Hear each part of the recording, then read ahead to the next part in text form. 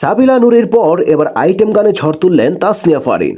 ইনসাফ সিনেমার আকাশেতে লক্ষ্যতারা 2.0 গানটি নিয়ে চলছে চরম আলোচনা। আজকের ভিডিওতে আমরা জানবো এই গান এবং ফারিনের পারফরমেন্স সম্পর্কে। 2025 সালের ঈদ উল আজহায় মুক্তি পেতে যাচ্ছে সঞ্জয় সমাদ্দার পরিচালিত ইনসাফ সিনেমা।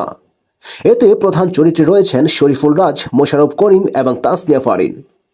সিনেমার আইটেম গান আকাশেতে লক্ষ্যতারা 2.0 ইতিমধ্যে ইউটিউবে প্রকাশ পেয়েছে এবং দর্শকদের মাঝে ব্যাপক সাড়া ফেলেছে। ছোট পর্দার জনপ্রিয় অভিনেত্রী তাসনিয়া ফারিন এবার বড় পর্দায় আইটেম গানে হাজির হয়ে সবাইকে চমকে দিয়েছে।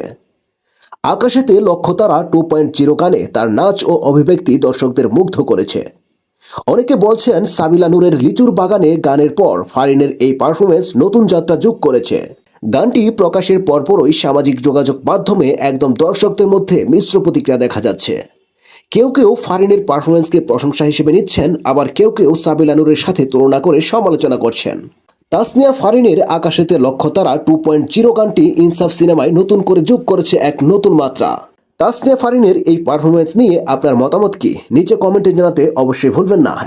ভিডিওটি ভালো লাগলে একটি লাইক করে দিবেন, চ্যানেলটি সাবস্ক্রাইব করবেন। ধন্যবাদ সবাইকে। দেখা হবে পরবর্তী কোনো আপডেট নিয়ে সবার আগে।